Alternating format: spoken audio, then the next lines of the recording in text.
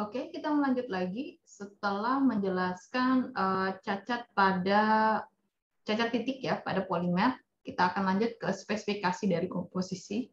Ya, di sini ada melibatkan persen berat atau persen massa dikatakan di sini, ya, dan juga persen atom. Dan di sini ada gambar, ya, bentuk dari ini yang harusnya ditunjukkan sebelumnya ya, maksudnya cacat dari dari bahan kristalin dari polimer. Ya. Dan ketika kita balik lagi ke persen komposisi, itu ada persen berat dan persen atom. Ya. Persen berat dan persen atom, ketika kita mengatakan konsentrasi, dia adalah C, kita lambangkan di sini. Massa atau berat adalah M. Ya. Dan ketika kita mengatakan dia adalah N kecil di sini, ya NM1, itu berarti dia jumlah mol. Masih sama dengan notasi yang kita ketahui bahwa N itu adalah mol. Nah, M aksen dikatakan sini adalah massa ya. Massa elemen 1 karena ada label 1 di sini. Karena ada beberapa yang cukup labelnya keluar dari main topik lah. Makanya M di sini dikatakan berat atau massa, sedangkan M aksen itu adalah massa elemen 1. Massa. Massa elemen di sini ya. Lalu di sini ada C aksen, berarti dia ke arah atom, konsentrasi dalam persen atom. Ya, sedangkan NM sama jumlah mol dalam beberapa massa, ya. Dikatakan di sini. Lalu di sini ada tahap dia untuk menghitung konversi dari sebuah komposisi. Jadi di sini C aksen ini adalah persen atom. Nah, ini beda, tidak lagi konsentrasi ya. Coba dicek ya kalau misalkan saya ada yang salah ya menuliskan di sini ya. Lalu di sini C sini adalah persen berat. Ini untuk area konversi komposisi ya. Lalu untuk A itu adalah AR atau MR atom ya, senyawa dikatakan. Lalu di sini C saja di sini adalah persen berat. Ya. Dan sedangkan C aksen ini adalah persen atom. Jadi turunan ya, kalau misalkan dia ada persen berat, C aksennya adalah persen atom.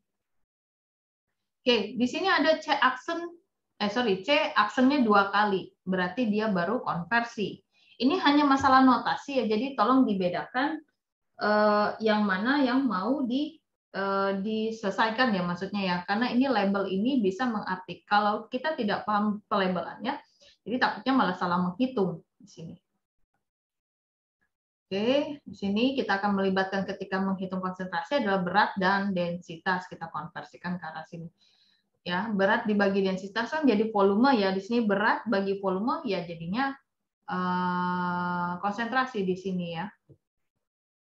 Oke, langsung di sini ada perhitungan untuk densitas rata-rata. Menghitung densitas rata-rata dengan cara 100 ini dianggap kayak persentase ya, full ya. Jadi konsentrasi dibagi densitas. Lalu untuk densitas rata-rata bisa juga dicari dengan cara persen atom ya dengan dikalikan AR atau MR di sini. Untuk bagiannya bawah dibagi dengan densitas dari setiap elemen. Ya, ini juga sama seperti ini notabennya. Dan ternyata di sini 5.12 dan 14 itu tidak selalu eksak ya dikatakan. Dan ini ada beberapa penggunaan asumsi yang cukup valid biar nggak terjadi kesalahan yang cukup signifikan untuk larutan yang encer ya, dan rentang komposisi yang berlebihan jika dia ternyata larutan padat. Karena kan kalau konsentrasi itu hanya untuk cairan sebenarnya atau liquid. Ada sebuah contoh di sini yaitu problem 5.4, tolong dia berkenaan tentang penurunan persamaan konversi komposisi. Turunkan persamaan 5.9a ya. 5.9a yang mana sih? Sebentar ya.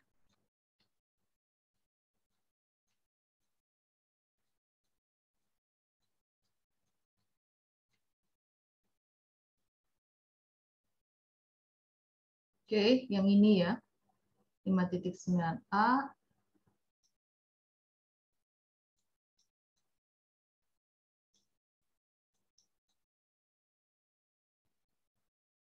Oke, di sini tolong sederhanakan penurunan ini dan kita lakukan asumsi bahwa massa itu dalam gram dan dilambangkan dengan bilangan prima. Kalau prima itu 1. Kenapa prima ini 1, 2, 3? Itu mah bilangan asli ya. Seharusnya kalau bilangan prima itu kan 2, 3, 5, 7 dan kawan-kawan ya. Mungkin bahasanya yang lain ini ya. Selanjutnya di sini ada kita menghitung massa paduan total, yaitu didapat dari massa elemen 1, massa elemen 2. Terus kita pergunakan persamaan 5.8 dan 5.7 di sini untuk menganalogikan NM2 sehingga menghasilkan bentuknya seperti ini. Ya, ini dari persamaan 5.8 ya. Lalu kita jabarkan bahwa NM1 itu didapatkan dari M1 aksen dibagi A1. Lalu dijabarkan sama dengan MN1, NM2. Sehingga di sini kita akan melakukan penataan ulang ya, penataan ulang bahwa M1 M aksen 1 ya, itu didapat dari C1 kali M aksen dari total massa paduan dibagi 100 di sini. Saya belum ngasih label C1 ini apa ya di sini ya. Oke, setelah itu persen berat di sini ya. Lalu setelah selesai kita masukkan secara substitusi sehingga dia agak ekivalen dengan persamaan 5.16.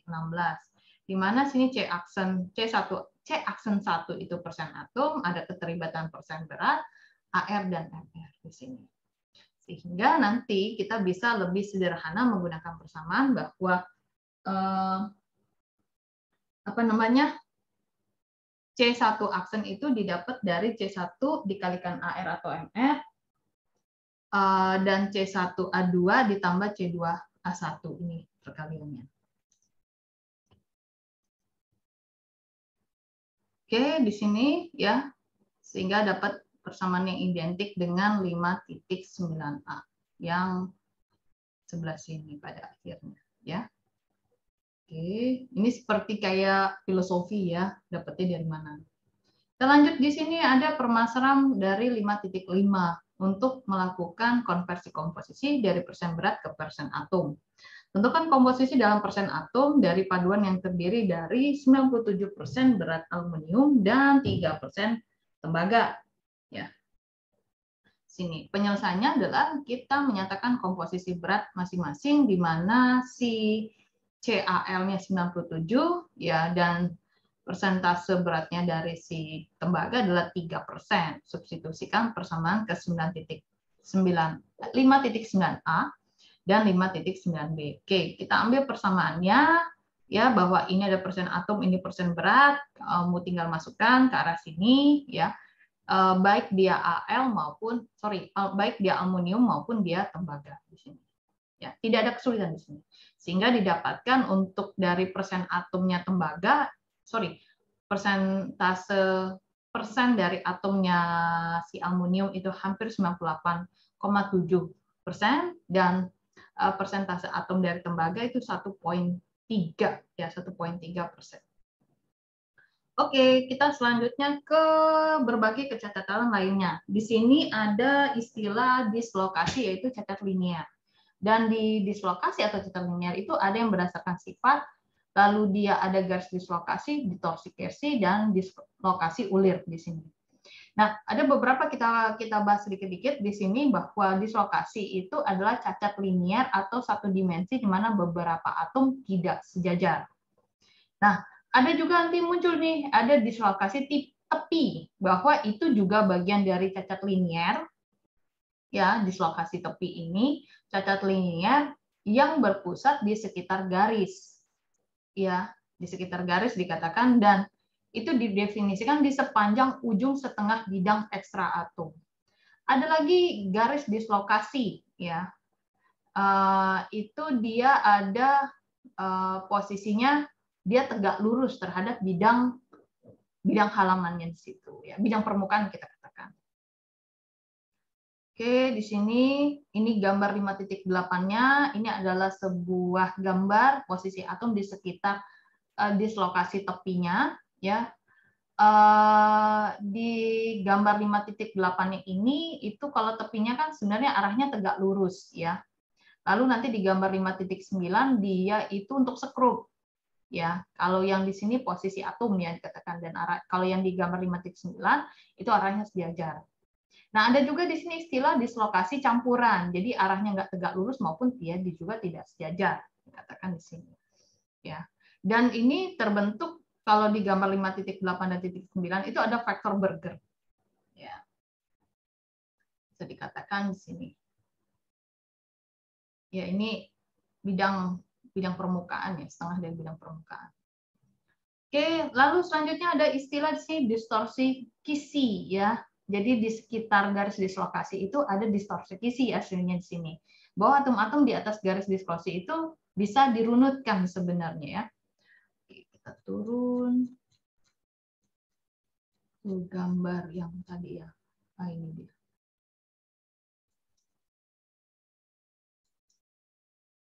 Oke.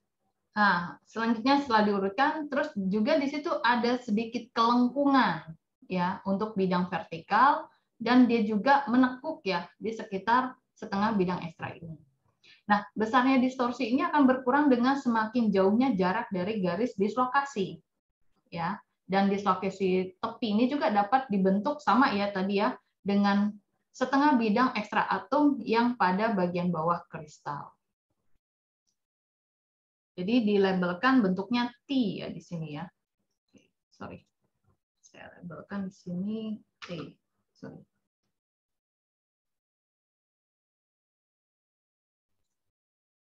Oke, selanjutnya di sini ada jenis dislokasi lainnya. Ada namanya dislokasi ulir. Tadi kalau di situ kan ada 8 ya kalau kita lihat capaian yang pertama kali di video pertama kali. Nah, yang ulir ini karena tegangan geser yang diterapkan. Lalu ada lagi nih, selain ulir itu ada dislokasi linier yang di sepanjang garis dislokasi, terus ada lagi dislokasi sekrup yang bentuknya adalah spiral ataupun helix yang dikatakan sini, ataupun tanjakan yang ditelusuri di sekitar garis dislokasi oleh para bidang atom. Bentuknya seperti tanda muter ya, reload kalau di komputer. Lalu juga sebagian besar dislokasi yang ditemukan kristal ini bukan tepi murni ya atau sekrup murni, tapi juga bisa dikatakan dislokasi campuran ya. Dan itu nanti jenis dislokasi sama ya seperti ini tadi ya, ada yang dislokasi tepi, sekrup, dan mount campuran itu juga ditunjukkan gambar 5.10. Nah, setelah ini ada juga sifat dari dislokasi. Ini tepi, sekrup, campuran. Ya, dia ditentukan oleh orientasi relatif dari garis dislokasi dan faktor Berger. Oke, saya bergerak ke gambar. Aduh, susah ya, gambarnya gede ya. Ada ini sih, dua hal gini ya. Oke lah, masalah ya. Kita lanjut ke bawah ya. Jadi ini besar dan arah distorsi kisi ya, masih ini gambarkan 5.9 ya. Jadi kalau 5.9 ini untuk skrup dan arah sejajar ini karena ada gambar ini. Nah, ini bentuknya seperti skrup ya, diimajinasikan ke arah sana. Lalu yang ini juga masih sama ya. Yang satu pada kristal, yang ini kalau dilihat dari atas. Ya, kalau dilihat dari ini gambar, kita lihat dari atas penampakannya seperti ini. Lalu ini ada gambar masih sama ya.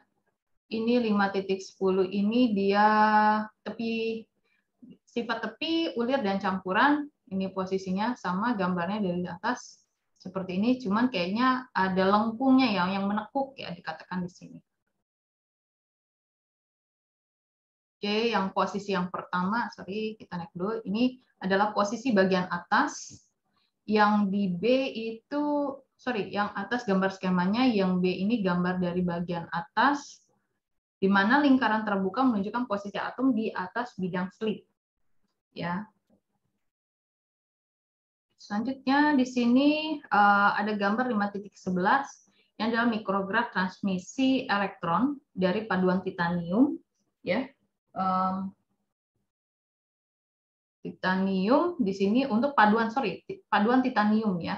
Ada garis-garis gelap di sini. Ternyata garis-garis gelap ini merupakan adalah dislokasi ya, dan perbesarannya membutuhkan 5,450 kalinya. Selanjutnya di sini kita ke deformasi permanen di sini ya, yaitu gerakan dislokasinya. Kalau kita bahas yang sebagian besar pada bahan kristal. Nah, tadi disebutkan di vektor Berger ya, ada di bagian atas bahwa vektor Berger ini menjelaskan jenis deformasi. Yang dalam kristal dia butuh alat, yaitu mikroskop elektron. Nah, alatnya itu ada di gambar 5.11 ini. Dan semua bahan kristal itu mengandung beberapa dislokasi selama pemadatan, ya. Dan juga ada akibat dari tekanan termal dari pendinginan yang cepat. Nah, bahan deformasi ini pada bahan kristal yang plastik ya, baik dia logam maupun keramik. Sedangkan kalau bahan yang polimer itu dia dislokasi skru. Oke, di sini ada cacat antarmuka, di mana cacat antarmuka ini ada cacat permukaan luar, cacat batas butir, cacat batas kembar, dan cacat salah susun. Dan terakhir ada batas fasa. Nah, yang cacat antarmuka itu adalah batas yang memiliki dua dimensi dan biasanya memiliki wilayah material dengan struktur kristal dan atau orientasi kristalografi yang berbeda, yang kayak FCC, BCC, dan HCAP, ya kalau kita katakan di sini. Nah, kecacatan ini ada permukaan luar, batas butir, batas kembar, salah susun, dan batas fasa. Ya.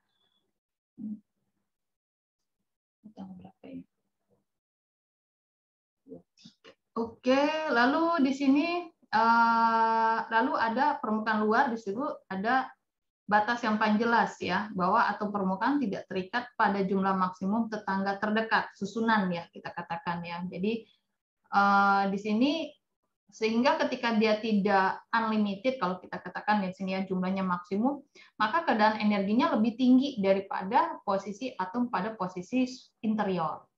Ya, dikatakan di sini. Dan untuk mengurangi energi itu kita membantunya dengan cara luas permukaannya kita minimaliskan di sini ya. Nah, kalau misalkan dia adalah liquid, tolong kita buat luas permukaannya itu dari droplet sebagai bentuk kontaknya, luas permukaan kontaknya. Nah, ini beda kalau misalkan dengan padatan ya. Kalau padatan ya permukaan ya kita katakan. Lalu selanjutnya adalah batas butir atau grain di sini ya. Batas butir itu batas memisahkan dua butir kecil atau kristal yang memiliki orientasi kristalografi yang berbeda pada bahan polikristalin. Kalau yang di atas itu hanya kristalin saja ya, dikatakan di sini. Kalau yang ini poli. Oke. Selanjutnya ada lagi di sini batas butir sudut kecil ya. Jadi ada keterlibatan sudut di sini atau beberapa derajat di sana sebagai bentuk dari array dari dislokasi tersebut. Dan lalu di sini juga ada tambahan sudut salah arah, misorientasi ya, yang posisinya di sini sejajar. Apakah dia sejajar di sini bisa dikatakan dislokasi sekrup ya. Kalau sejajar kita balik lagi yang ke sini tuh ya. Nah, kalau tepi kan tegak lurus, sejajar itu dianggapkan di sini adalah sekrup. Oke, lalu juga ada dari misorientasi tersebut dari apa ya dikatakan di sini besarnya energi merupakan fungsi dari derajat misorientasi. Jadi keberadaan dari energi tersebut. Sedangkan energi itu bisa kita minimalis dengan melalui luas permukaan yang tadi disebutkan. Nah, setelah kita menjelaskan tersebut, sebelumnya juga kita mengetahui ada keberadaan atom pengotor. Ya, dari atom pengotor ini juga memberikan keterlibatan dari kontribusi energi. Ya, jadi diharapkan energi antarmuka total itu lebih kecil pada material berbutir besar atau kasar dibandingkan halus. Ya, karena biasanya yang kalau kita belajar di prinsip kimia, dia semakin kecil, ya, semakin kecil luas kontaknya, itu sebenarnya reaksinya lebih cepat, ya kita katakan di sini, ya. Dan di sini butir itu tumbuh pada suhu tinggi dan akhirnya mengurangi energi batas total. Ya. Selanjutnya selain dari energi, itu juga ada poin yang kita lihat dari kekuatan kohesif ya di sini ya, karena bahan polikristalin itu kondisinya adalah masih sangat kuat ya, sehingga kekuatan kohesifnya itu ada di dalam dan melintasi batas yang hadir dikatakan di sini. Ini digambarkan, ada gambar 5.12 ya. Dia akan melihat dari apa sih namanya misorientasi atau ya dikatakan dia sejajar atau tidak sejajar di sini. Lalu juga ada sudut yang terlalu besar di sini, sudut yang terlalu kecil di sini dari batas butir kita katakan ya. Dan bisa melihat ini dari mikroskop elektron ya. Lalu di sini gambar 5.13 ini adalah sebuah demonstrasi bagaimana batas kemiringan yang sudutnya jadi salah arah dikatakan di sini ya, dislokasi tepi. Lalu di sini adalah batas fasa yang dibahas ya, di mana batas fasa ini karakteristiknya berhubungan dengan fisika dan kimia yang khas dan berperan menentukan karakteristik mekanik. Posisinya bisa di beberapa paduan logam yang multifasa. Ya. Lalu batas kembar di sini juga disebutkan sebagai simetri dari kisi cermin tertentu, ya. Jadi bayangan cermin lah dikatakan di sini. Dan wilayah materi antar batas ini kadang ketika kita mencerminkan menjadi sebuah benda kembar ya kita katakan di sini ya, karena kan dicerminkan tadi ya. Dan hasil dari kembar ini merupakan sebuah perpindahan atom yang dihasilkan dari gaya geser mekanis ya selama perlakuan panas anil setelah deformasi. Dan itu bisa terjadi dengan melihat struktur dari kristal itu sendiri. Oke, ini gambar 5.14, dia menunjukkan bidang atau batas kembar dari posisi atom yang berdekatan. Nih ya, dari bentuk pencerminan kita katakan bisa menjadi sebuah cermin, tapi kalau kita lihat ukurannya kan tidak sama ya, jadi ini bentuk sebuah kecacatan. Dan di sini kembar anil itu ditemukan pada struktur kristal FCC. Kalau yang mekanis, kembar mekanisnya itu BCC dan HCP. Ini kembar anil ya BCC ini ya. Dan kembar anil ini itu pakai fotomikrograf spesimen kuningan polikristalin. Itu digambar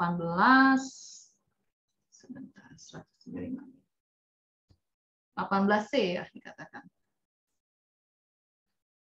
Oke, di sini bisa dikatakan, lalu juga ada dia bisa melihat daerah-daerah yang tidak kembar sampai variasi kontras vektor dari fotomikrograf tersebut.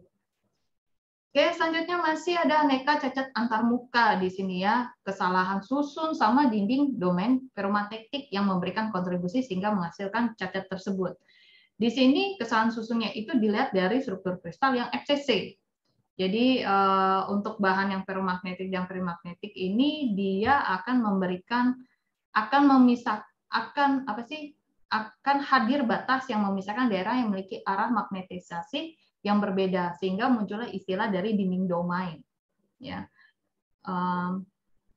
Lalu untuk cacat antarmuka ini sendiri, jadi kalau di bahan polimer karena dia itu poli ya, maksudnya tidak dari satu rantai saja ya, ini dia berlapis-lapis atau berlipat di sini sehingga dianggapnya cacat antarmuka karena terbentuk seperti batas antara dua daerah kristal yang berdekatan. Dan dari cacat antarmuka itu muncullah namanya energi antarmuka yang posisinya paling besar berada di permukaan luar, yang paling kecil itu untuk dinding domain. Nah, di sini ada bentuk sebuah konsep yang harus kita cek ulang bahwa energi permukaan kristal tunggal tergantung dari orientasi kristalografi. Nah, dia membuat sebuah pertanyaan, tolong ini Anda telusuri dan Anda menjadi sebuah tugas, ya ini belum saya tulis ya.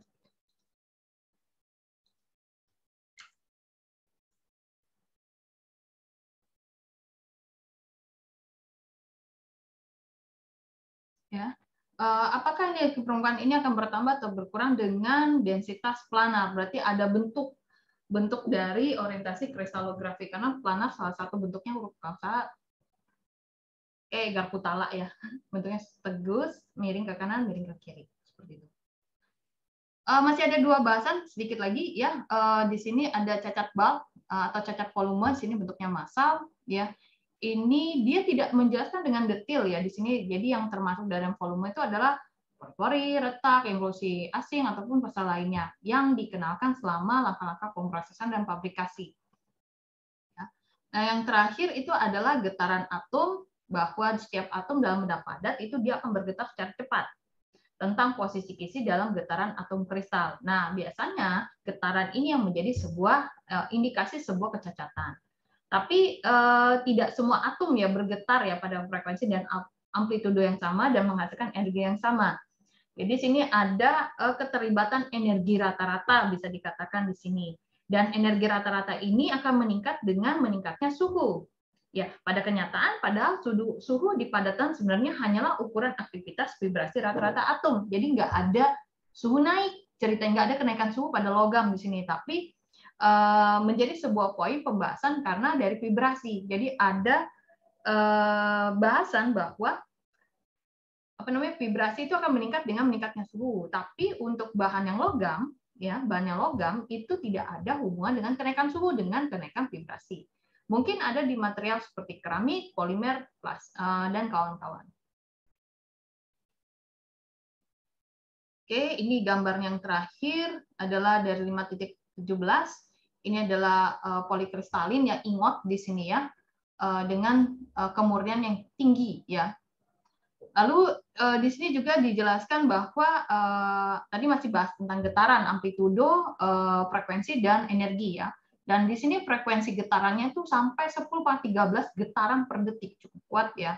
Sedangkan amplitudonya itu 1/1000 dari nanometer. 1/1000 berarti 10 pangkat ya. Nano aja 10⁻�9 berarti 10⁻12 jadinya ya bentuknya itu.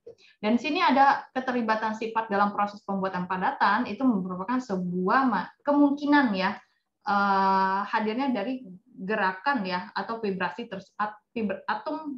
dari atom tersebut.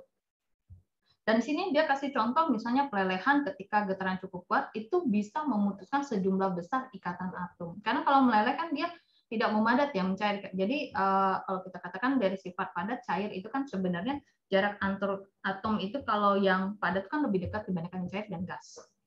Nah, itu mungkin banyak pembahasan ini yang akhirnya kayak kalau mau dapat detail di bab selanjutnya ya, yang ini sini. Jadi dia hanya lingkup besarnya atau gambaran abstraknya ada di bab ini, tapi untuk pendetailannya silakan melanjutkan ke bab-bab yang mumpun dengan setiap bahasan kita.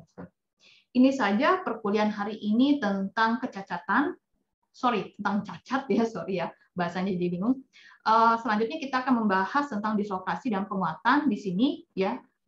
Nanti seperti biasa kita akan melakukan evaluasi terhadap materi perkuliahan. Itu saja perkuliahan hari ini tentang cacat dari benda logam, keramik, dan juga ada polimer di sini dari bentuk-bentuk cacat yang lain, baik dia titik, garis, luas, maupun dengan volume. Terima kasih, sampai jumpa lagi di materi DCU selanjutnya, dan bye-bye.